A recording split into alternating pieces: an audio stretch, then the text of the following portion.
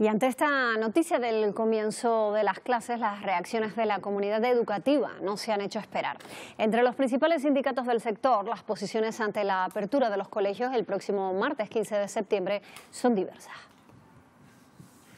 Nos parece precipitado, nos parece incluso temerario desde el punto de vista de la salud, y por eso le hemos pedido a la consejería y a la consejera que digamos que haya un aplazamiento hasta que se lleven a cabo todas las medidas que consideramos que son necesarias. Y hay dos cuestiones ahora mismo que no ofrecen garantía. Por un lado, el profesorado especialmente sensible, que no se le ha adaptado el puesto de trabajo, y es una situación muy grave.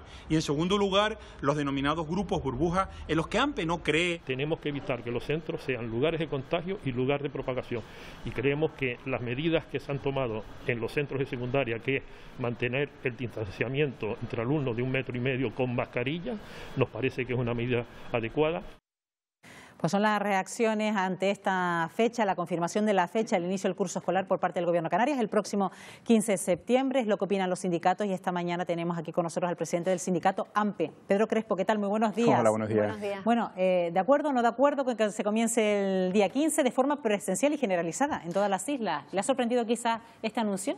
Pues sí, pues porque previamente estaba planteado la posibilidad de que en las islas donde hay un porcentaje de contagios grande, pues no se produjese ese comienzo presencial.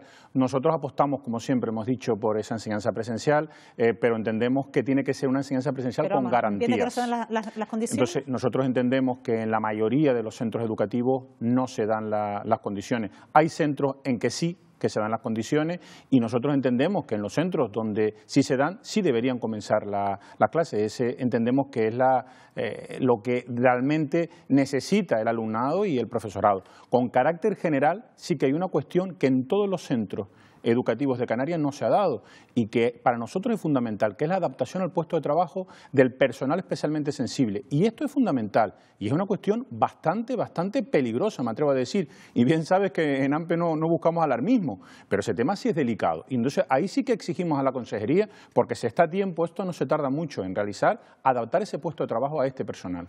Una de las exigencias también de los directivos de los centros era que ese plan de contingencia, esos planes que tiene organizados la Consejería de Educación, tuvieran el visto bueno de pues los departamentos de riesgos laborales. La Consejería ha confirmado que esa máxima se cumple en este caso. No sé si les da cierta tranquilidad, o aún así siguen con las expectativas de ver cómo empieza el curso. Hay dos cuestiones, digo, una es las medidas de seguridad de los centros y otra es la realidad del profesorado y qué medidas, qué adaptaciones al puesto, como decía, se han realizado para ello. Y esto no se ha realizado.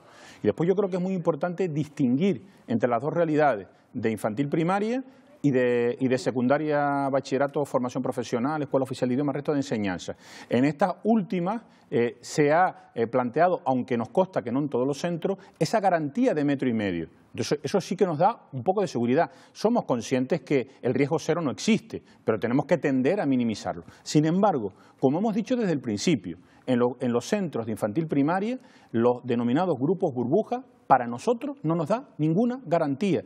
Y mira que ha habido un trabajo ingente de los equipos directivos y del profesorado, de todos los docentes, para intentar garantizar esas medidas de distanciamiento, de no unión, de entrada de forma separada, además. Pero lo que es real es que en el aula, en un recinto cerrado, por mucha ventilación que va a haber, van a haber un grupo de alumnos exactamente igual que los otros años, 20 y pico alumnos. A eso iba yo. Quizás la cuestión está en la ratio, ¿no? Porque se habló de 15, 20, pero ya se contemplan 25, ¿no? Quizás. Claro. Y más en algunos centros. Entonces, ese es el planteamiento. ¿Por qué las autoridades sanitarias al principio? Porque nuestra consejera alude a los informes de la autoridad sanitaria. Yo no soy sanitario ni especialista en epidemia, pero es una cuestión obvia. Las propias autoridades sanitarias hablan de máximo 10 personas en un recinto cerrado. ¿Qué pasa? Que el alumnado no tenemos, y el profesorado que va a ir pasando, porque pasan especialistas, no solamente el tutor en estos centros infantil primaria, con 20 y pico largos alumnos, ahí no hay problema. No importa que seamos 26, 27 alumnos en el aula con un docente. Entonces, ahí es donde nosotros entendemos la incongruencia. E insisto, no hablamos de alarmismo. Y todo el profesorado hemos buscado todas las medidas de seguridad, lo que se nos ha planteado por parte de la consejería. Esto no es de Canarias, esto parte a nivel nacional. Pero como decía, al principio decían entre 10, 15. Después dicen, no, bueno, se inventaron, ¿verdad?, esto del grupo burbuja, que para nosotros nos parece que es una pompa que puede explotar. E insistimos, no queremos alarmismo, apostamos por la seguridad, pero sí que tenemos que advertir, ¿sabes? Y es lo que hemos hecho a la consejería, que es lo que nos toca en nuestra comunidad autónoma, de lo que AMPE entiende que es un riesgo. Y los grupos burbuja para nosotros son un riesgo. Entiendo que ocurre lo mismo entonces con esos profesores que faltaban por nombrar y que van a tomar posesión hoy mismo. La incorporación va a ser inmediatísima, ¿no?, de viernes a lunes. Sí, ha habido poco tiempo, es decir, es verdad que los procesos de nombramientos del profesorado debe cumplir para que se respete, ¿verdad?, su orden de lista, sus prioridades, pues una serie de días.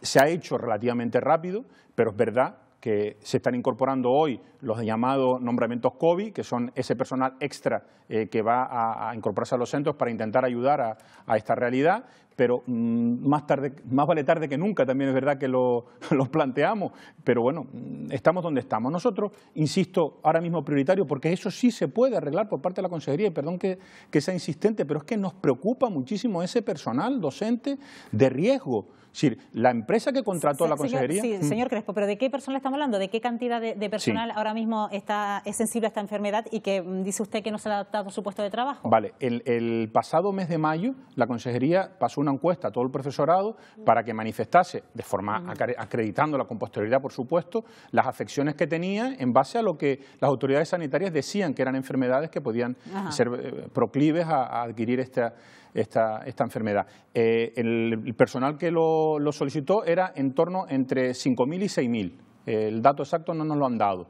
Bueno, pues entre ese 5.000 y 6.000, según la empresa que contrató la consejería, entre 20 y 40, nos han dado los dos datos, personas son los que realmente se les tiene que adaptar al puesto. Es que nos parece... Vamos a ver, es que hemos visto unas declaraciones de la consejera recientemente hablando que se ha establecido por categorías esa vulnerabilidad del docente y sin embargo se queda entre 29, alrededor de 30 personas, una parte docente y 3 que corresponden al personal de administración y servicios. Es que si cabe como ejemplo, una afiliada AMPE con 62 años, operada de corazón y asmática.